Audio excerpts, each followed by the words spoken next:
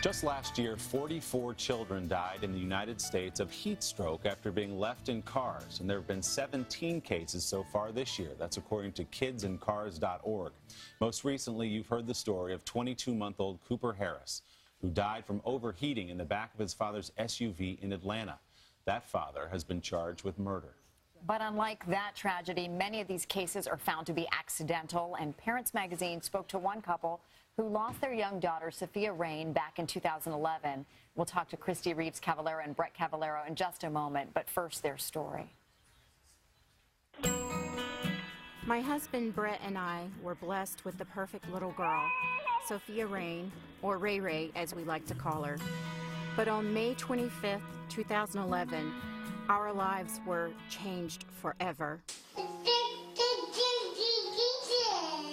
It was just like any other busy morning with a one-year-old. My husband, Brett, rushed out the door to drop our daughter off at daycare before work.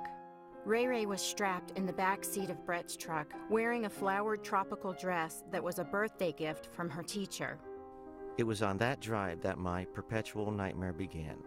For reasons I do not know or understand, with Ray Ray asleep in the back seat, I drove past a turn that I'd normally take to drop her off and headed to work instead, forgetting she was in my care. A few hours later, Christy met me at my office for lunch, picking me up in her car, and on the way, a stroke of panic came over me. Why didn't the teacher say something about the cute dress Ray Ray was wearing this morning? My heart sunk to the bottom of my chest. It was in that moment that I knew she was still in my truck. I floored it, ran the light, even went in the wrong direction of traffic, and called 911 frantically. The nightmare had happened. Ray Ray had been forgotten in the truck for nearly 3 hours in 90-degree heat.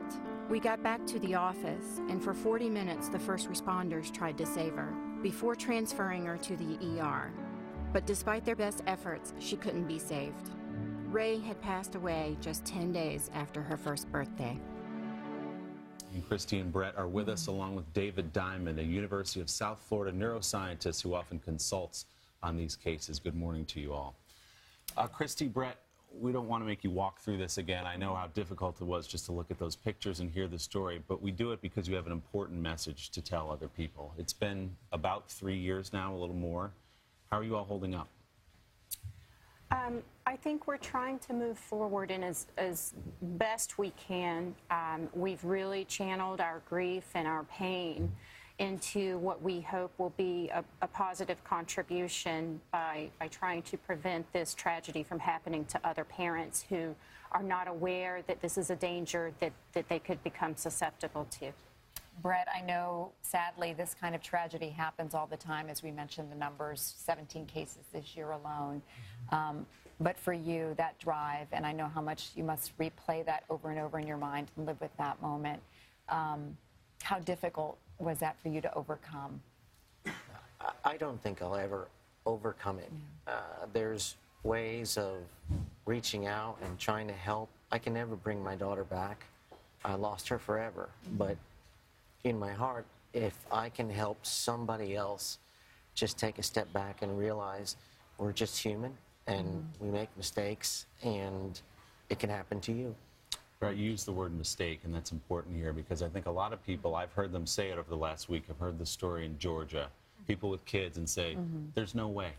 There's no way you can forget about a kid, your own child, in the back seat of your car and then leave your child there for as long as this gentleman allegedly did in Georgia. How did it happen for you? Explain to people who have kids, how could you do it? I ask myself that all the time. I don't have the answer to that, really.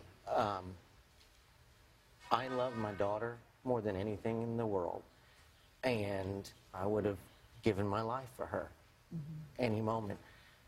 But something happened, a mistake, an accident happened, and I live with it forever. So all I can do is reach out and try to do something good and tell others. Dr. Diamond, you've worked with couples through this kind of grief and in this very situation like Christy and Brett have dealt with. What part of the brain is it that, you know, could allow something like this to happen, that you don't process or don't realize that you left your child Well, How do you explain that? I've studied these cases now for 10 years, these heartrending cases in which you see good parents such as Brett that forget their children. And this has happened hundreds of times. And so what I've looked for are patterns. You know, what's the common element in these cases? And you find actually that the parent is following some very well-traveled route. And so when we do something out of habit, we activate a part of our brain called the basal ganglia. And the thing about the basal ganglia is it suppresses a part of our brain that is used to remind us that there's a child in the car. That part of the brain is the hippocampus. And in imaging studies, you actually see that when you're doing something out of habit, you actually forget things that you had learned recently. And although it sounds a bit insensitive to compare remembering a child to remembering groceries, it's very much analogous to the kind of situation in which you're driving home and you have every intention to stop at the store, and you forget. And you don't know why you forget. You arrive home and there are no groceries. And so it is really the very same brain processes that are involved. I want to point out a couple things. First of all, Brett, you were investigated by authorities, completely cleared of any wrongdoing in this case. And also, the two of you have beautiful twin daughters now, 22 months old. Yes, we do. How has your family taken a new shape since you lost Ray Ray and welcomed these two beautiful girls into your life? Well, they're a gift to us, and we call them our rainbow babies. And I don't know if you've ever heard the term rainbow babies before. No. But a lot of parents who have experienced loss of a child, either through stillbirth or late-term miscarriages, there's lots of support groups out there online to help these parents cope and to look forward to hopefully building a family.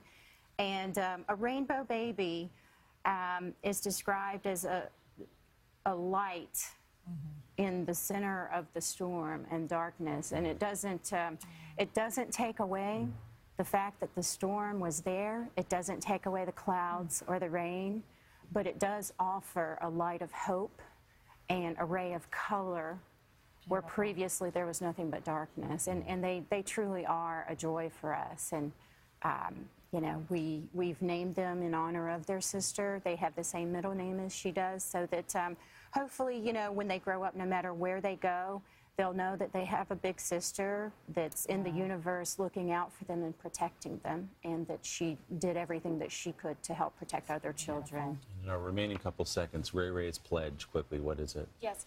Ray Ray's Pledge is our foundation that we formed in Ray Ray's honor, and the target for Ray Ray's Pledge is to prevent child hot car deaths during the morning daycare drop-off, which is the #1 source of child hot car deaths.